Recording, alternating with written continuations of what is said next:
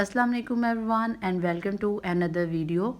आज मैं आपके साथ बीफ पुलाव की एक बहुत सादा और आसान रेसिपी शेयर करूंगी। ये उन तमाम लोगों के लिए है जो अक्सर यही कहते हैं कि उनके बीफ पुलाव में जो है वो गोश्त की स्मेल आती है। तो चलिए स्टार्ट करते हैं अपनी इस रेसिपी को।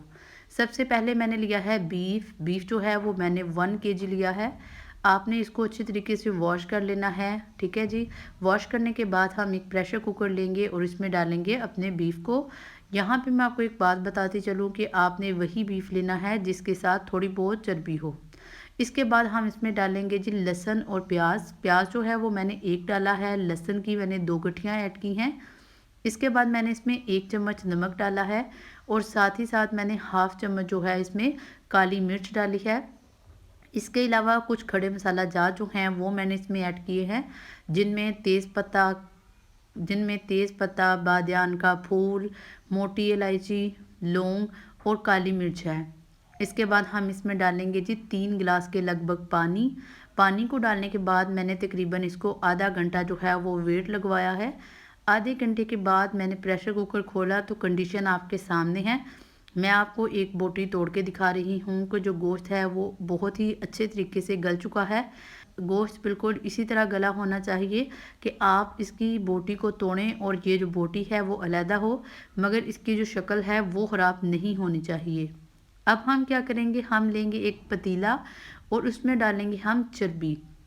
जी हाँ, आपने शायद आज से पहले कभी नहीं देखा होगा कि बीफ पुलाव इस तरीके से तैयार किया जाता है। मैंने 4 से 5 जो है वो चर्बी के टुकड़े ले लिए हैं। उसके बाद मैंने इसमें ऑयल जो है वो 1 या 2 चम्मच ऐड किया है। जो ही ये गर्म हो जाएगा तो इसमें डालेंगे हम प्याज। प्याज जो है वो मैंने तकरीबन 2 इस्तेमाल किए हैं। आप जितना प्याज इस्तेमाल करेंगे आपका पुलाव उतना ही ज़बरदस्त बनेगा। इसके बाद मैंने इसमें डाला है जी अदरक। अदरक जो है इसको हमने कूट लिया है, इसका पेस्ट बना लिया है। ये तकरीबन मैंने 1.5 खाने के चम्मच जो है वो ऐड किया है। अब हम इनको अच्छे तरीके से भूनेंगे। आपने तमाम चीज़ों को इतना भूनना है कि आपकी जो चीज़ें हैं वो ब्राउन हो जाएं। इसके बाद हम अगेन इसमें लहसुन डालेंगे। मैंने जो लहसुन डाला है मैंने उनकी तुरियां डाली हैं। आप क्या कर सकते हैं, आप इसकी एक गट्ठी भी ऐड कर सकते हैं। इसके अलावा पेस्ट बना के भी इसको ऐड कर सकते हैं। जो ही तमाम चीज़ें जो हैं वो ब्राउन होना स्टार्ट हो जाए तो हम क्या करेंगे, हम इसमें ऐड करेंगे अपना मीट और मीट को ऐड करने के बाद हम इसको अच्छे तरीके से भूनेंगे। यहाँ पे हमने क्या करना है, हमने 10 से 15 मिनट अपने बीफ को जो है वो अच्छे तरीके से भूनना है। अगरचे हम बीफ जो है वो गला हुआ है मगर इसके बावजूद आपने इसको यहाँ पे ज़रूर भूनना है। जब आप इसको अच्छे तरीके से फ्राई करेंगे, भूनेंगे तो यहाँ पे इसकी स्मेल जो है वो तकरीबन ख़त्म हो जाएगी। इसके बाद हम क्या करेंगे, 15 मिनट के बाद मैंने इसके अंदर ऐड किए हैं टमाटर। टमाटर तकरीबन मैंने 3 डाले हैं, बड़े बड़े ही मैंने काट लिए हैं। ठीक है। उसके बाद मैंने ऐड किया है जी नमक। नमक आपने अपनी ज़रूरत के मुताबिक ऐड करना है। खुश्क धनिया ऐड करेंगे 1 चम्मच, क्योंकि खुश्क धनिया जो है वो हम ऑलरेडी डाल चुके हैं। दरदरा मिर्च जो है वो मैंने तकरीबन 1 चम्मच ऐड की है। आपने बीफ पुलाव में कभी भी अब मिर्च को जो है वो तेज़ नहीं रखना। ठीक है जी।